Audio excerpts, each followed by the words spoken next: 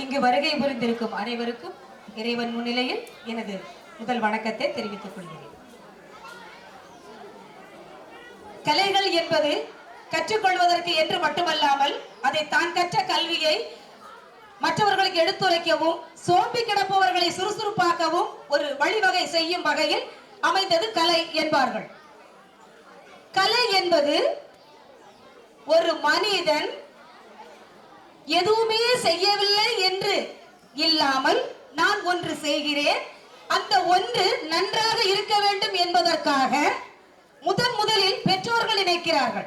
என் பிள்ளையை இந்த சமுதாயத்தில் நல்ல மகனாக, நல்ல மாணவனாக, நல்ல குடிமகனாக ஆக்குவதற்கு அவன் கற்றுக்கொண்ட கலையே வழிவகுக்கிறது என்கிறார்கள். அந்த வகையில் இந்த கலையை கற்றுக்கொள்ளும் ஆர்வத்தில் முதலில் உங்கள் மனதில் விதைத்தது தாய்.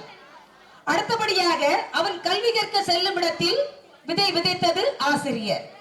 அடுத்தபடி அந்த ஆசிரியர்களுக்கும் பெற்றோர்களுக்கும் உறுதுணையாக இருந்து மழை என்று ஒன்று பெய்யும் பொழுது அந்த மழையான நீர் துளியானது விழும் இடத்தை பொறுத்து ஆறாக, குளமாக, கிணறாக, ஓடையாக, கடலாக கடைசியில் சேர்வதை போல உங்களது அறிவு திறமை ஆசிரியர்களாலும் பெற்றோர்களாலும் நதிகள் போன்ற ஒரு அறக்கட்டளை அமைத்து அவர்களில் உள்ள பெருந்தகையாக உள்ள மக்கள் இந்த சமுதாயத்தில் நல்ல மாணவர்களை உருவாக்குவதற்காக ஒவ்வொரு கலையையும் உங்களுக்காக அதை வெளிப்படுத்தி உங்களுக்கு ஒரு இமயம் தொட்ட சிகரமாக ஆக்குவதற்கு வழிவகுத்து நடத்தி கொண்டிருக்கும் இந்த மேடையில் நின்று உங்களுக்காக செயல்பட்டு கொண்டிருக்கும் அத்தனை தலைவர்களுக்கும் முதலில் வணக்கத்தை தெரிவித்துக் கொள்கிறேன். ஒன்று சொல்வார்கள், ஓடுமீன் ஓட உருமீன் வருமளவும் வாடி இருக்குமாம் கொக்கு என்பார்கள். படித்தேன். எப்படி படித்தேன்? நன்றாக படித்தேனா? முதல் மாணவனாக படித்தேனா? எது சிறப்பு? முதல் மாணவனாக வருவதே சிறப்பு என்பதை போல கற்றேன், கலையை கற்றேன், சென்றேன், பங்கேற்றேன். அந்த பங்கேற்றதில் எனது கலையை எவ்வளவு சிரமமாக, சிரத்தையாக, உயர்வாக, அதில் சிகரம் தொட்டாக உலக அளவில் நான் எந்த அளவில் செயல்படுகிறேன் என்பதை உங்கள் மனதில் விதையாக அமைத்து உங்களை மரமாக வளர செய்த இந்த நதிகள் அறக்கட்டளை அமைப்பிற்கும் நான் மேலும் வணக்கத்தை தெரிவித்துக் கொள்கிறேன். ஒவ்வொரு செயலிலும் மாணவன் தான் தனியாக இருப்பது இல்லாமல் ஒரு அறக்கட்டளை போன்று ஒரு இயக்கம் செயல்பட்டு மாணவர்களின் மனதில் இருக்கக்கூடிய அந்த தாக்கத்தை, மனசில் இருக்கக்கூடிய ஊக்கத்தை ஒரு கலையின் மூலமாக அதை வெளிப்படுத்தி அவர்களை இமயம் தொட்ட சிகரமாக மாற்ற பெற்றோர்கள் இங்கு வந்திருக்கிறீர்கள்.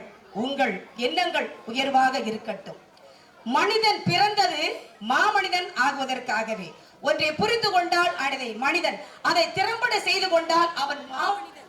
எங்கு சென்றாலும் பெண்களாக இருந்தாலும் ஆண்களாக இருந்தாலும், இன்று தனிமையாக இருந்தாலும் கூட்டாக இருந்தாலும், நான் தனித்திருக்கிறேன் என்று சொல்லாமல் அவன் கற்ற கலையால் அவன் என்னுடன் 10 பேர் என்ன 10 கைகள் கொண்ட ஒரு பத்திரகாளி எப்படி ஒரு இடத்தில் வெற்றி பெறுகிறாளோ அதே போல தாம் கற்ற கல்வி உற்ற நேரத்தில் கை கொடுக்கும் வகையில் இந்த மேடை உங்களுக்காக உங்களை வரவழைத்து ஒரு நல்ல சிறப்பான அமைப்பாக கொண்டு வந்த இயக்கம் மிகுந்த நல்ல தலைவர்களுக்கும் அறக்கட்டளையை சிறப்பாக நடத்தி கொண்டிருக்கக்கூடிய மேன்மை மிகுந்த மக்களுக்கும் அவர்களுக்கு உறுதுணையாக இருக்கக்கூடிய பெற்றோர்களுக்கும் தெய்வங்களுக்கும் முதலில் நான் வணக்கத்தை தெரிவித்துக் கொள்கிறேன்.